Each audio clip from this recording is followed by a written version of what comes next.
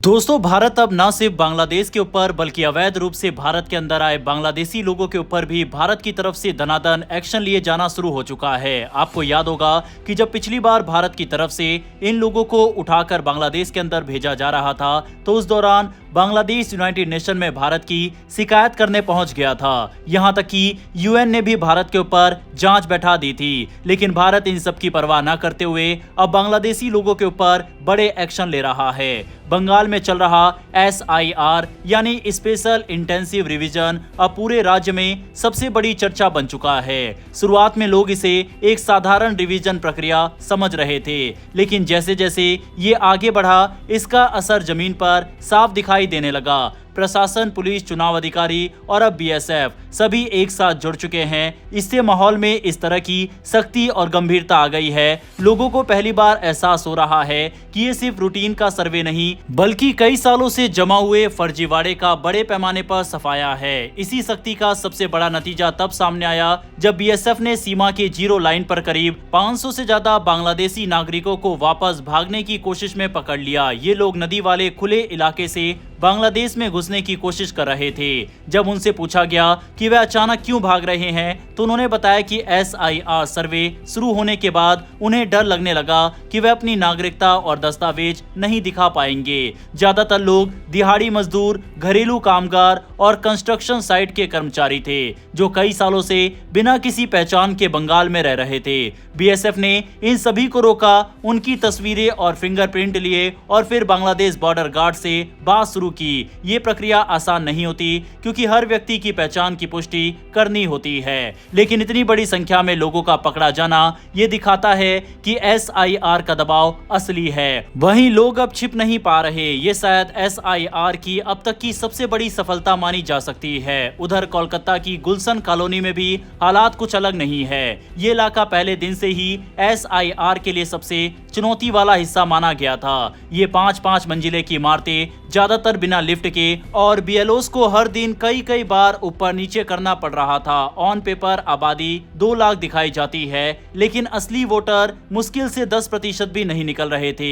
बाकी लोगों के पास या तो कोई पहचान नहीं थी या संदिग्ध एड्रेस या फिर एक ही नाम से कई पहचाने। यहाँ की तंग गलियां, भीड़ भरे कमरे और दर्जनों फ्लैट्स में ठूसे लोग SIR को बेहद कठिन बना रहे थे। लेकिन अब ताजा अपडेट यह है कि गुलशन कॉलोनी का सर्वे लगभग पूरा हो गया। BLOS ने इस इलाके को लगभग साफ कर दिया है और अब असली तस्वीर सामने आने लगी है। ये SIR की एक बड़ी उपलब्धि मानी जा रही है क्योंकि सबसे मुश्किल हिस्सा क्लियर हो चुका है। अगर ये इलाका संभल गया तो बाकी कोलकाता का काम बहुत आसान हो जाएगा। इसी बीच एक और चौंकाने वाला खुलासा UIDAI की तरफ से सामने आया है। रिपोर्ट में बताया गया है कि करीब 34 लाख आधार कार्ड ऐसे थे जो उन लोगों के नाम पर एक्टिव थे जो अब दुनिया में ही नहीं है। ये बहुत बड़ा लूप होल था क्योंकि मृत व्यक्तियों के आधार का इस्तेमाल कई तरह के फर्जी कामों में किया जा सकता था, जैसे फर्जी सिम लेना, सरकारी लाभ उठाना या फर्जी एड्रेस बनवाना।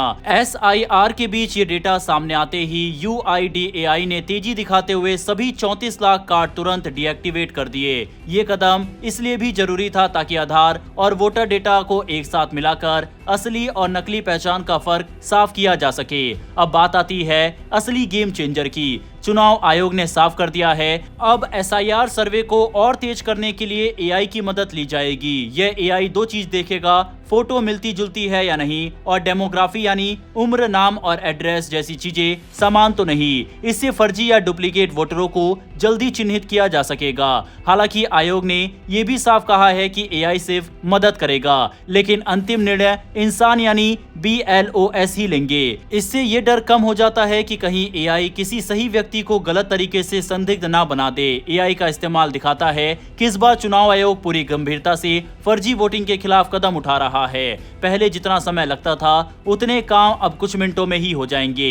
इससे उन इलाकों में बड़ी तेजी आएगी जहां अभी भी सर्वे धीमा चल रहा है। बंगाल जैसे राज्य में एक बहुत बड़ी आबादी और घनी बसावट है।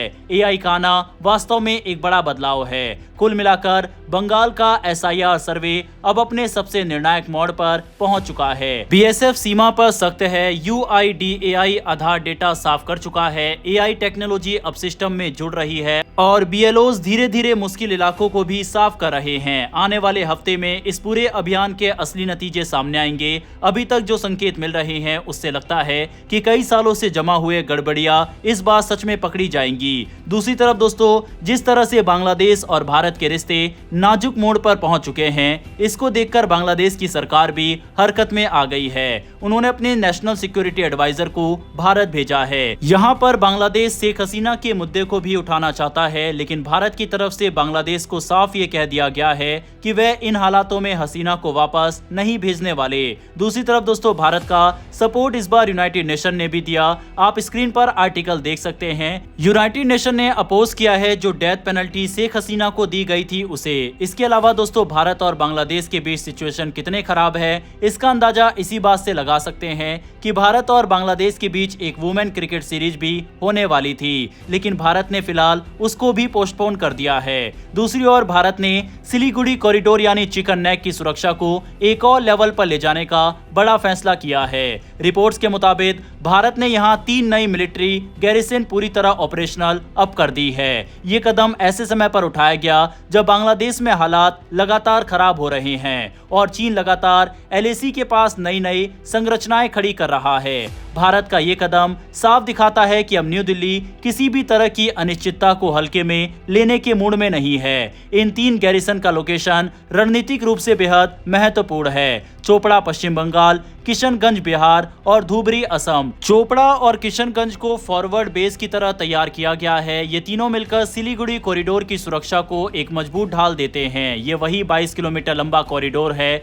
जो भारत के बाकी हिस्से को पूरे नॉर्थ ईस्ट से जोड़ता है और यही कारण है कि इसे भारत की लाइफलाइन कहा जाता है। सिलीगुड़ी कॉरिडोर 4 देशों नेपाल, भूटान, बांग्लादेश और चीन के बीच सैंडविच की तरह है और यही वजह है कि यहाँ किसी भी तरह की सुरक्षा कमजोरी भारत के लिए खतरनाक हो सकती है। नई गैरिसन ने सिर्फ निगरानी क्षमता बढ़ाएगी, बल्कि किसी भी आपात स्थिति में फोर्सेस की तुरंत तैनाती भी सुनिश्चित करेंगी। चीन द्वारा अरुणाचल प्रदेश के पास भारी निर्माण गतिविधि और बांग्लादेश में शेख हसीना से जुड़े राजनीतिक संकट ने भारत को ये कदम तेजी से उठाने पर मजबूर किया।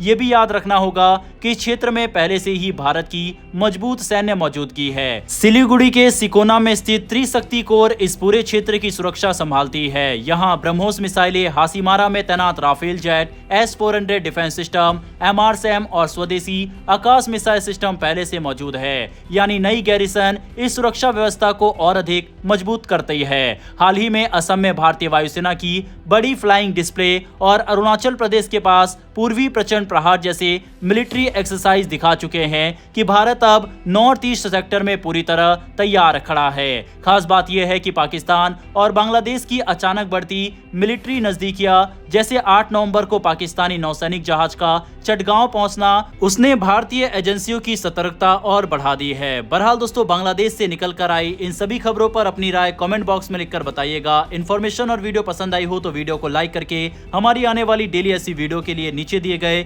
सब्सक्राइब बटन को प्रेस कर बेल आइकन को जरूर दबा लें। फिर मिलेंगे ऐसी एक नई वीडियो के साथ। धन्यवाद। जय हिंद, जय भारत।